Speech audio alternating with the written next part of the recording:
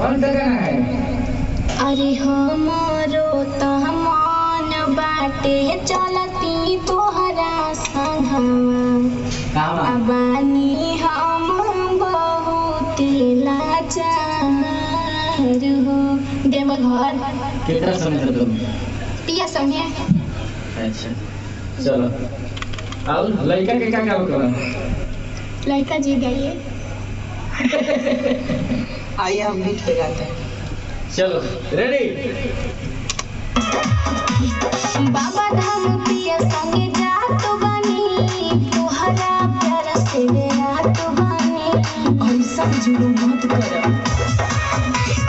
बाबा धाम राजा संगे जात बानी तोहरा प्यार से रात बानी।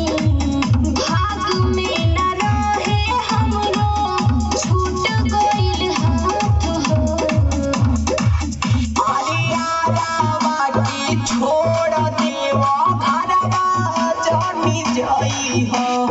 जलावा चढ़ई हो हमारा साथ। अरे यारावा की छोड़ देवा घरवा जानी जाई हो। जलावा चढ़ई हो हमारा साथ हो। अरे हमारो तहमान बाटे चलती तोहरा संग बानी हम बहुत लाचार।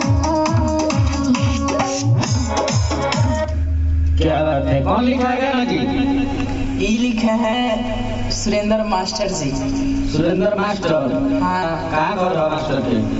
घर तो हमारे पास में बा। तारा घर में है?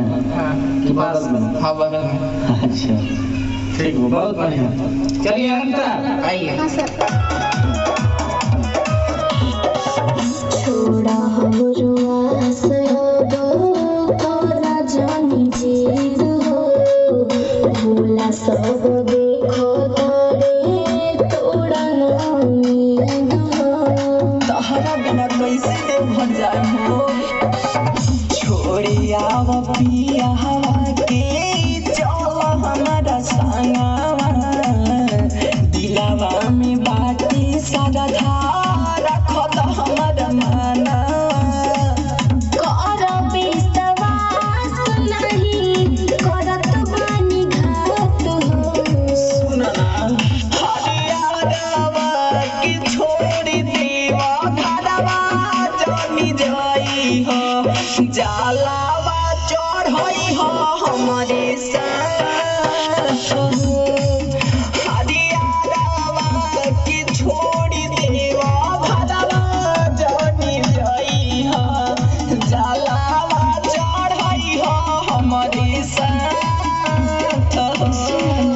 अरे हमारो तहमान बाटे चलती तोहरा संग बानी हम बहुत लाचार हो।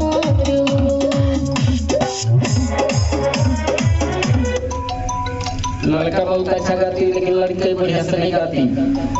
काहे नहीं गाती? फिर से आओ। हाँ सर। लास्ट अंतरा। सुरेंद्र मास्टर सुना सुनील कमलेश हो। परादीप पुजारी बाड़े हमारा ला विशेष हो। हमरो बात बुझ। संगीता सरगम सुना शुभमवा के बात हो। कांवर लेके देव घरे चलल जाई साथ हो। भोला जी कृपा करी है हो खाना उदास हो।